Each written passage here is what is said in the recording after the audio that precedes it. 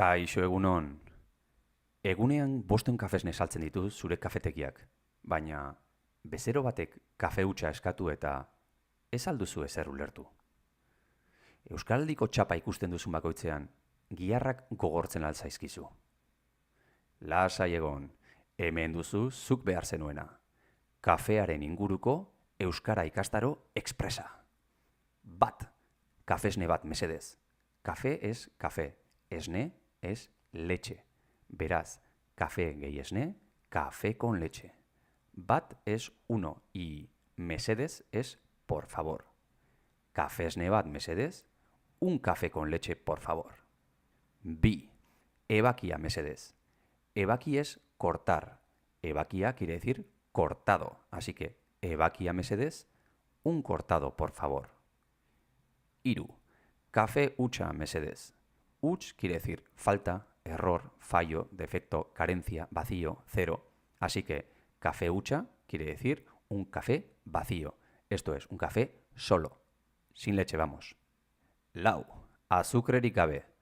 Azukre, sukar arabiar klasikotik dator. Eta sukar, sakar grekotik. Eta sakar persatik.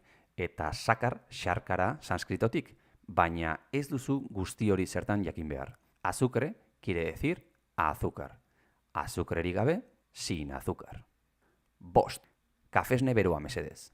Bero es caliente, así que kafesne beroa, café con leche, caliente. 6. Kafesne epela mesedez. Epel es templado, así que kafesne epela, café con leche, templado.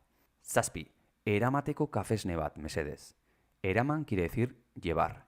Eramateko, para llevar. Eramateko kafesne bat mesedez, un café con leche para llevar, por favor. Zortzi, café luzea. Luze es largo. Café luzea, un café largo. Bederatzi, kafeína gabea. Gabe quiere decir sin o carencia. Así que cafeína gabea, sin cafeína, carencia de cafeína o descafeinado. Eta amar, zenbat da.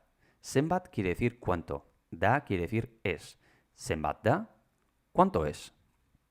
Eta besterik ez, aste honetan bizitako esperientzia baten ondorioz egin dut bideo hau. Euskaraldiak hainbat egoera sortzen ditu, eta uste dut esperientzi oso aberasgarria izaten ari dela. Batez ere, gaur egun oso euskaldunak ez diren guneetan. Beste barik, ondo izan eta agur!